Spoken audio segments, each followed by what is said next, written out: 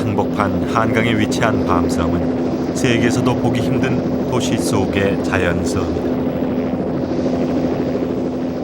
서울시 영등포구에 속하는 윗섬 하단부에는 섬의 지형이 강물을 쌓아안고 있는 만곡부, 즉 자연 호수가 형성돼 있다.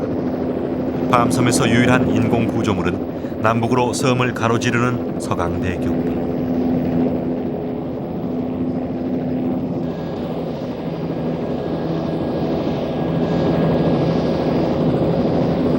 7만 3천여 평 규모의 밤섬은 섬 전체가 온통 무럭새 숲이다. 서울 한복판에 위치한 이 원시섬을 사람들은 철새들의 낙원이라 부른다.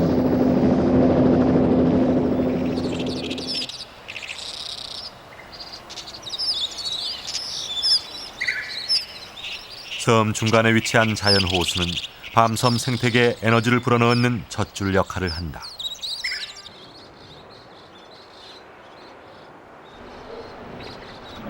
밤섬에 발달한 모래톱은 민물조개의 터전이다. 말조개가 있다는 것은 한강에서 그나마 밤섬의 수질 환경이 좋다는 의미다.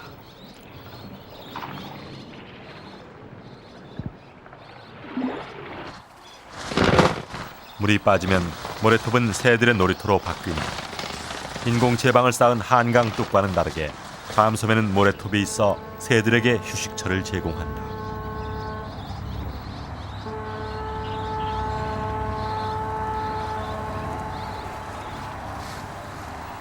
밤섬의 텃세가 된 꾸엉에겐 유람선은 이미 낯익은 풍경이다. 한가롭게 먹이를 먹는 이들의 모습에서 밤섬이 새들의 영토임을 알 수 있다.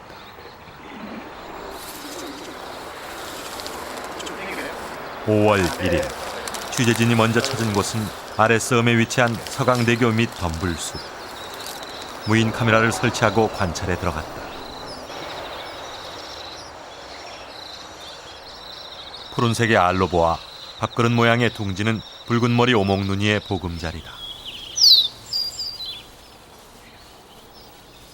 붉은 머리 오목눈이는 밤섬의 텃새로 뱁새라고 불리기도 하는데 몸 길이가 13cm에 불과한 작은 새다.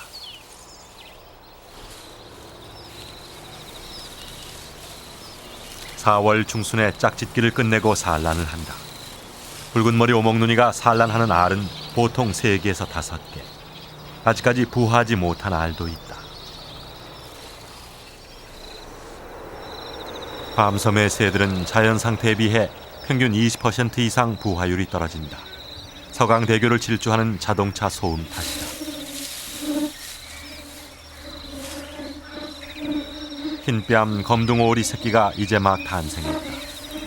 다행히도 12마리가 모두 무사히 태어났다. 밤섬 도초에 무성한 무럭새 군락은 천적으로부터 안전하게 새끼들을 키울 수 있는 좋은 은신처가 되어 한강의 수많은 생명들을 끌어들인다.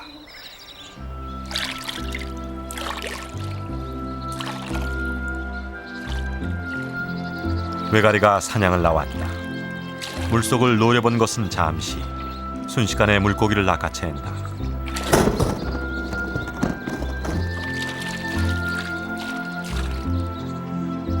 피라미 등의 물고기가 풍부하고 수심이 그다지 깊지 않는 호수는 새들이 저마다 알맞은 깊이에서 사냥할 수 있는 조건을 갖추고 있다.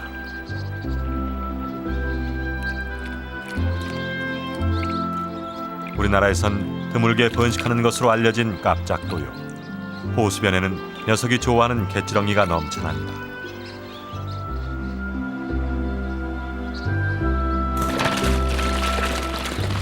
이처럼 다양한 먹이 구조를 갖춘 자연 호수가 있어 도시의 다른 곳에서는 볼 수 없는 다양한 새들을 밤섬은 불러들이는 것이다.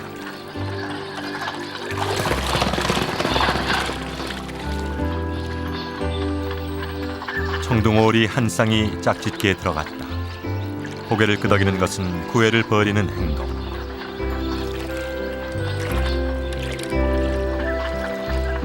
목덜미 위에 푸른색 유은기가 도는 녀석이 수컷이다.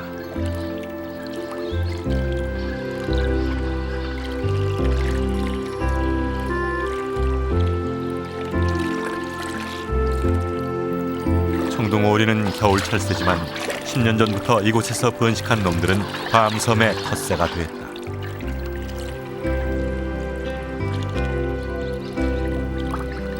나그네 새인 쇠물딱도 구애에 들어갔다.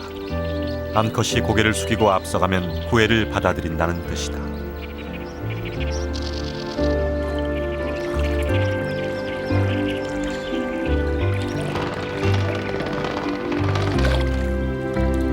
짝짓기가 끝나면 이번에는 수컷이 고개를 숙이고 앞서간다.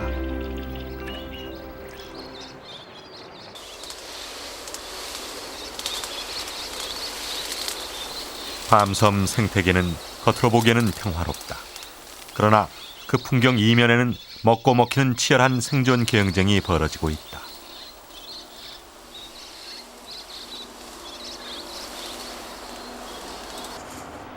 물속 줄기에 보금자리를 틀었던 붉은 머리 오목눈이 둥지도 파괴돼 있었다. 흰뺨 검둥오리의 둥지도 같은 상황이다. 알은 누군가가 깨끗이 먹어치운 상태였다.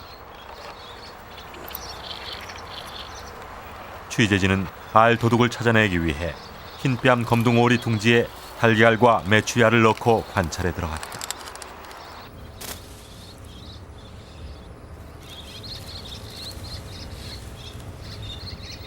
사흘 만에 카메라에 포착된 도둑은 까치였다. 까치는 이렇게 염치 좋게 남의 둥지를 털어서 자신의 배를 채워왔던 것이다.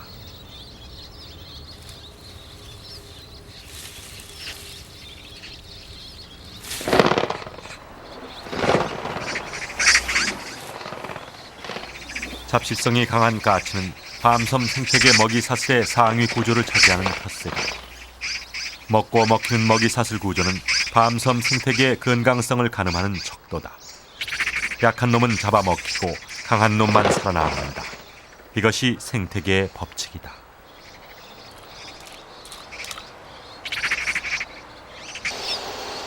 5월 말에 이르면 밤섬은 새끼들이 둥지를 떠나는 본격적인 이소철에 접어든다. 박새는 부화 후 약 15일이 지나면 이소를 시작한다.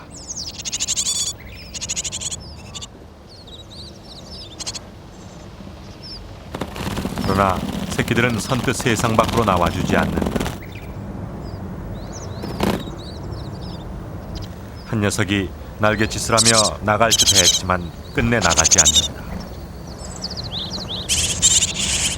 둥지를 들락거리는 어미는 먹이 주는 신용만 할 뿐 먹이는 주지 않는다. 새끼들의 이소를 유도하기 위해서다.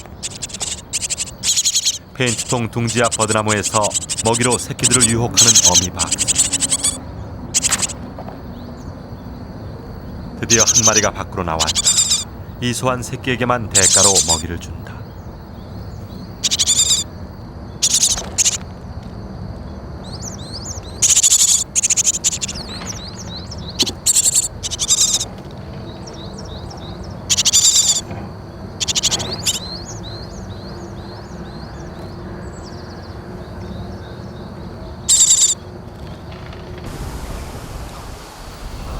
이제 밤섬의 식구가 된 어린 박새.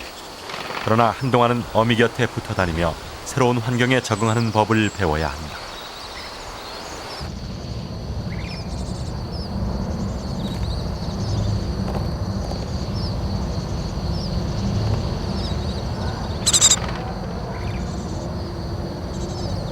혼자 남아있던 놈이 망설임 끝에 둥지 밖으로 나왔다. 둥지를 떠나는 게 두려워 잠시 주춤거리던 녀석이 드디어 날아오른다.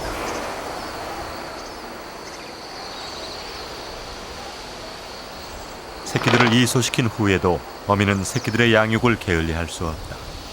새끼들이 완전히 독립할 때까지 밤섬에서 살아가는 법을 하나씩 가르쳐야 한다.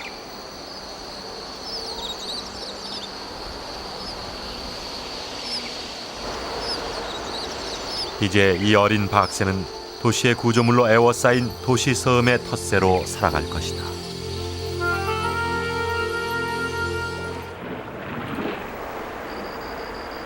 늦은 밤에도 밤섬은 도시가 뿜어내는 불빛으로부터 자유롭지 못하다. 야간 관찰을 시작한 지 열흘째, 밤섬 모래톱에서 자라가 발견됐다. 한강 개발이 시작된 후 한강 하류에서는 자취를 감춘 우리나라 토종 자라였다. 환경 변화와 오염물질에 민감한 자라가 밤섬에 서식하고 있다는 것은 이번 취재에서 처음으로 확인됐다.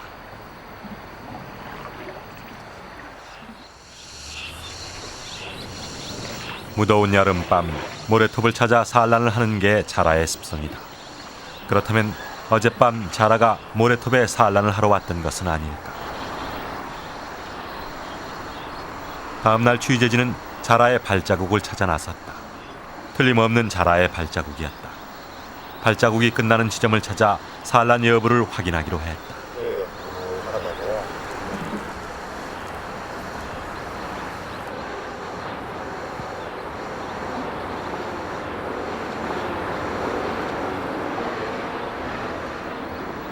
한강에서 자라의 산란장이 30년 만에 처음으로 확인되는 순간이다.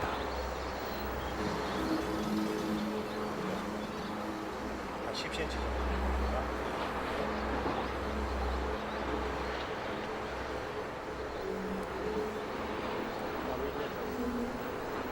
알은 모두 19개로 지혈을 받아 따뜻한 상태였다.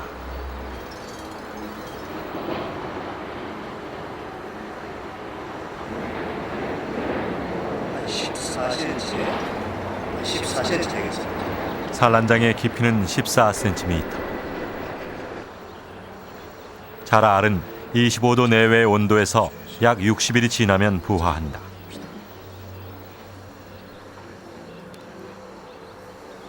자라의 부화 과정을 관찰하기 위해 취재진은 산란장에 표시막대를 설치해 두었다.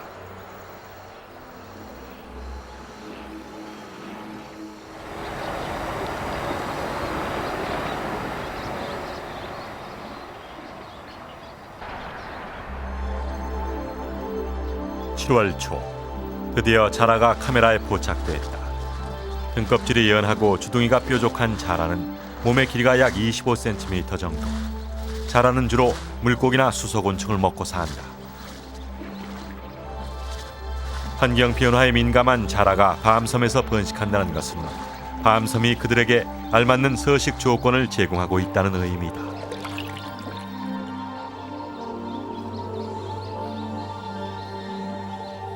이 녀석은 멸종 위기에 처한 토종 민물 거북 남생이. 남생이는 환경부 지정 보호 야생 동물이다. 눈에서 목에 이르는 부분에 누르스름한 무늬가 있고 진한 갈색을 띠는 등갑이 특징이다. 한강 뚝이 콘크리트 제방으로 바뀌면서 산란장을 잃고 모습을 감췄던 남생이가 최후의 피난처로 밤섬을 찾은 것이다.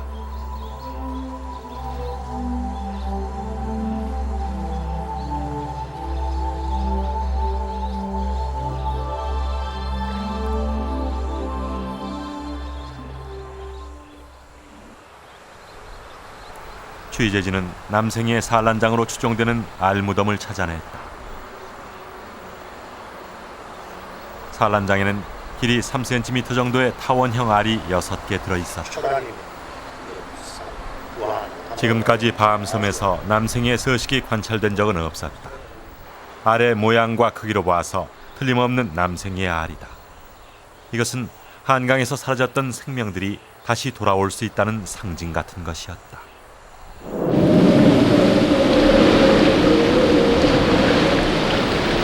장마가 시작돼 태풍 올가가 상륙하면서 한강 하류에 홍수주의보가 내렸다. 8월 1일 팔당댐에선 방류를 시작했다. 순식간에 밤섬은 잠기기 시작했다. 아직 날지 못하는 대게비 새끼가 위태롭게 물억새의 의지에 목숨을 건졌다.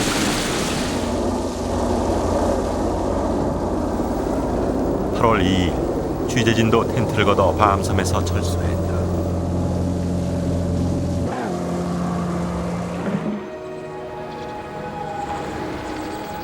홍수에 떠밀려온 쓰레기가 2.5톤 트럭으로 100대 분량에 달했다. 도시가 양산해낸 이 쓰레기들은 밤섬의 생명들에겐 그 자체로 위협이다.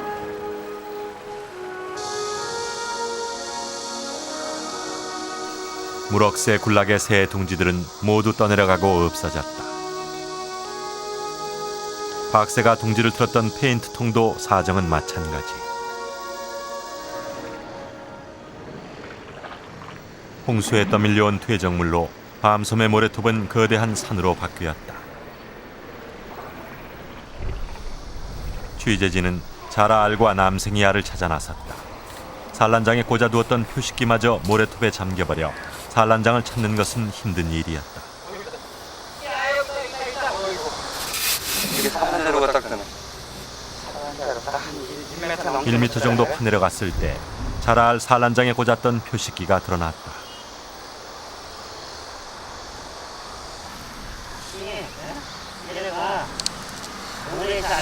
다행히도 자라알은 모두 무사했다. 아이들이 심각하네.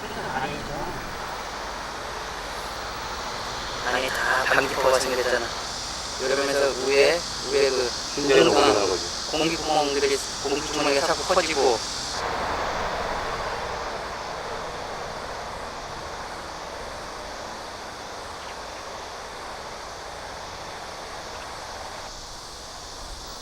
남생이의 산란장도 1m 이상 파묻혀 있었다.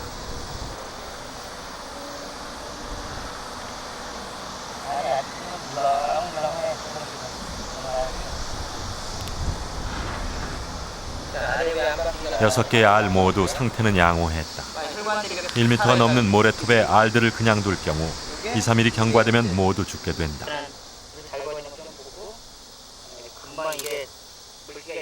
취재진은 일단 남생이 알과 자라알을 산란장의 깊이인 14cm로 다시 묻었다.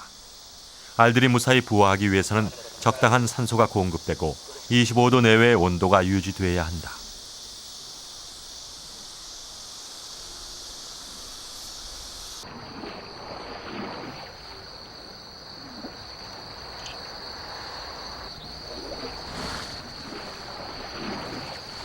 취재진이 자라알을 묻은 지 6일 만에 모래톱에서 움직임이 감지됐다.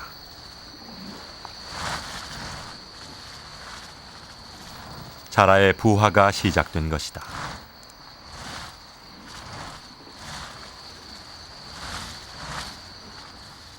2cm 정도 크기의 새끼 자라는 건강했다.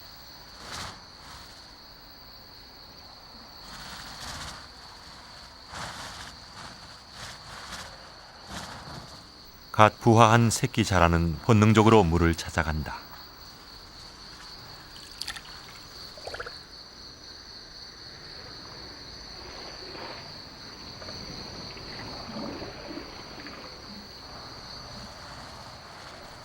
새끼 자라의 부화는 약 5시간 동안 계속됐다.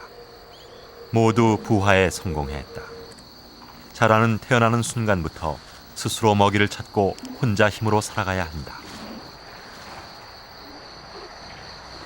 밤섬에 모래톱이 있었기에 새끼 자라들은 생명을 얻었다.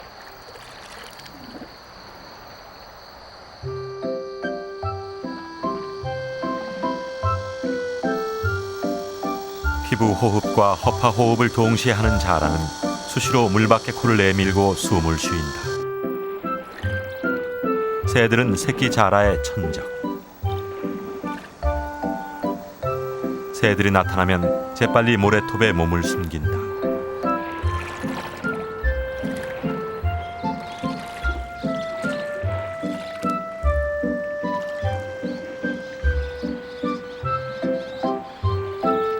새끼 자라가 좋아하는 먹이는 갯지렁이다.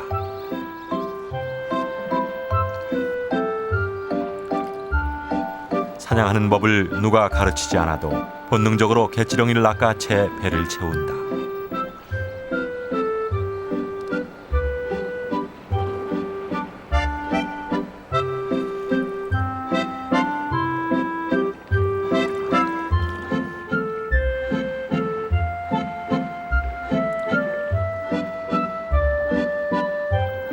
한강에서 자라가 번식을 하는 곳은 밤섬이 유일한 공간이다. 밤섬은 한강 생명들의 최후의 도피처이자 한강 생태계의 마지막 남은 희망인 것이다.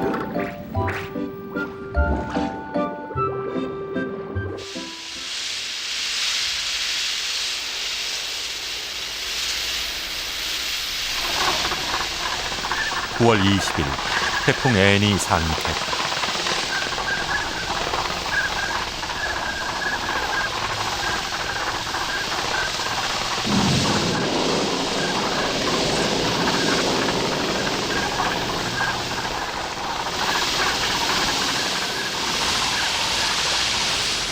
또다시 침수가 예상되는 상황이었다.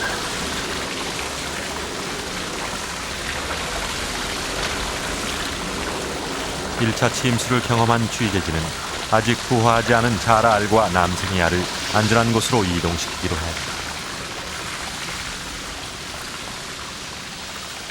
알의 상태로 봐서 부화 시기에 임박했다. 비가 그칠 때까지 기다릴 수 없는 상황이었다.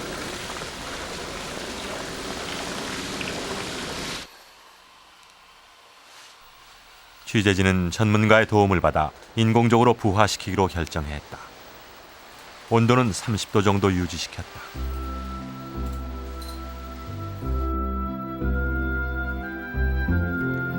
먼저 자라가 부화하기 시작했다.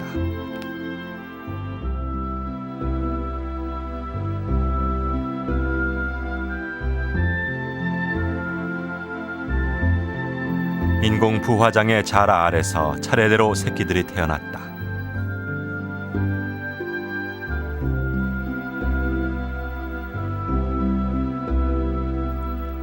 남생이 알을 다시 묻은 지 3일 만에 새끼들의 부화가 시작됐다.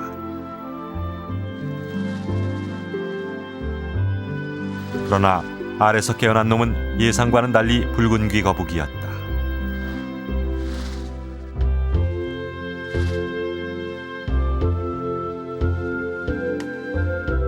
전문가들조차 구분할 수 없을 정도로 남생이 알과 붉은 귀 거북 알은 똑같았다.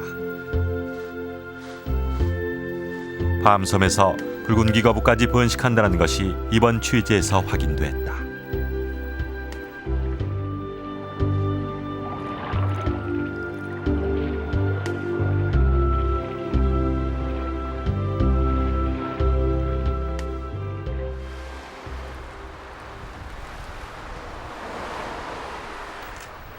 (10월) 말 밤섬은 가을색으로 옷을 갈아입었다.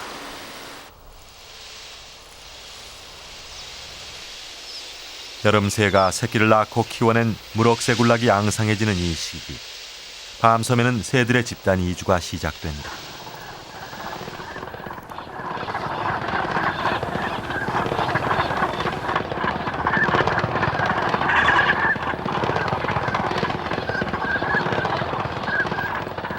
여름 철새들은 밤섬을 떠나 먼 여행길에 오른다. 홍수를 2번이나 겪으며 힘들게 여름을 났지만 이 새들은 다음 해 다시 밤섬을 찾아올 것이다.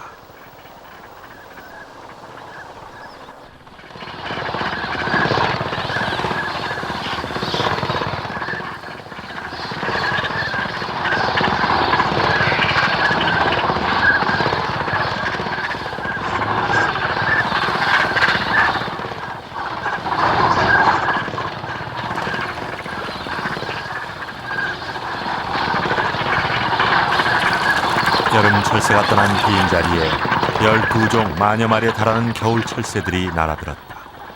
밤섬의 식구들이 가장 많아지는 것. 밤섬을 찾은 겨울 철새는 대부분 오리다. 한강 하류에서 인간의 간섭이 덜한 자연 공간은 밤섬뿐이다. 겨울 철새들이 밤섬을 찾아오는 것도 그 때문이다. 밤섬을 찾은 쇠오리는 5천여 마리.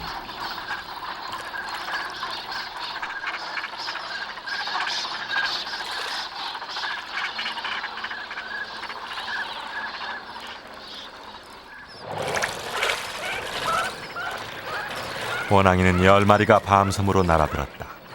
천연기념물 327호인 원앙이는 이 무렵부터 짝짓기에 열을 올린다. 빚어놓은 듯 아름다운 오렌지색 부채형 날개로 수컷이 암컷을 유혹한다. 수컷에 비해 암컷 원앙이는 초라한 모습이다. 하지만 구애를 받을 때는 단연 여왕이 된다. 보통 10마리 안팎의 수컷들로부터 구애를 받게 되는데 그 중에서 낙점을 찍어 짝을 맺는다. 원앙이의 짝짓기는 가을부터 겨울까지 월동기 내내 이루어진다.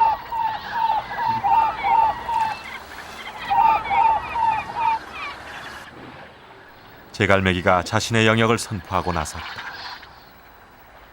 하지만 까치는 물러서지 않고 갈매기의 먹잇감을 노린다. 끈질긴 까치 때문에 결국 갈매기는 물속으로 먹이를 끌고 들어간다. 먹이가 부족해지자 경쟁은 더욱 치열해진다. 먹이를 뺏지 못한 까치는 그 대신 말조개를 사냥해 깨끗하게 먹어치운다.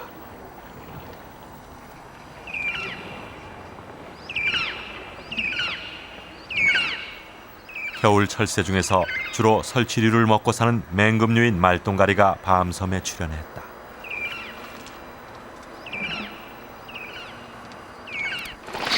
말똥가리가 뜨자 순간 밤섬 호수에는 대피소동이 벌어진다.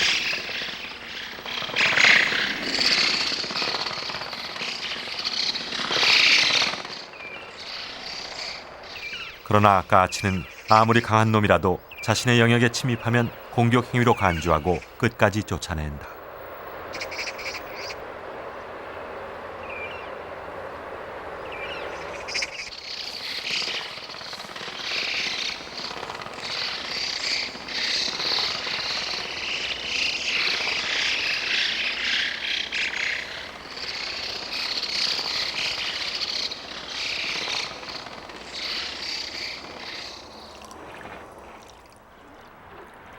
(11월) 기온이 10도 이하로 떨어지자 자라가 동면에 들어갔다.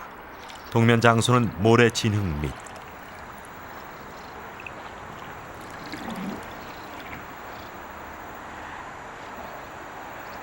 이렇게 머리만 내민 채 피부 호흡으로 힘든 겨울을 날 것이다.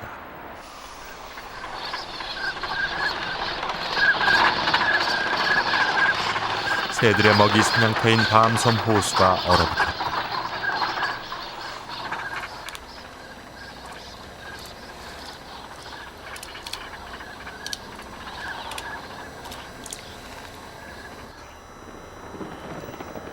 하늘을 나는 맹금류 말똥가리에게도 겨울은 가혹한 계절이다. 턱없이 부족한 먹잇감에 최소한의 에너지로 긴 겨울을 나야 한다. 기온은 하루가 다르게 뚝 떨어졌다. 큰 소쪽새도 버티기가 만만치 않은 계절이다.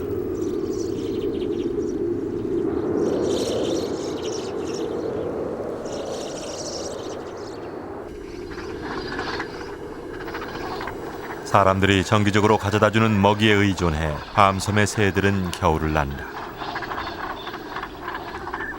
가득 쌓인 먹이를 눈앞에 두고도 녀석들은 본능적으로 싸움을 벌이기도 한다.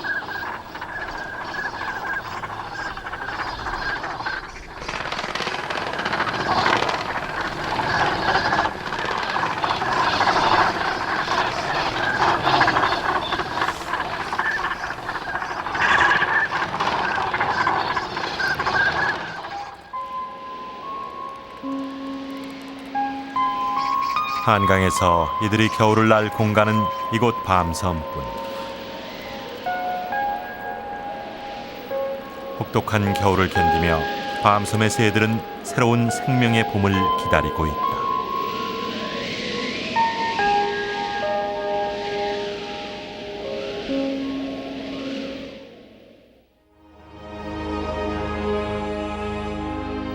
온통 콘크리트 제방으로 둘러쳐진 한강에서 말똥가리와 원앙, 큰 소쪽새가 살아가는 자연 그대로의 모습을 간직하고 있는 곳은 밤섬이 유일하다.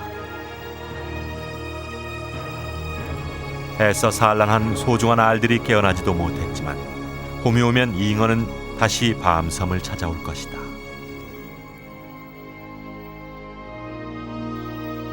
매년 홍수에 잠기는 운명이지만 한강에서 이들이 갈 곳은 이곳 밤섬밖에 없기 때문이다.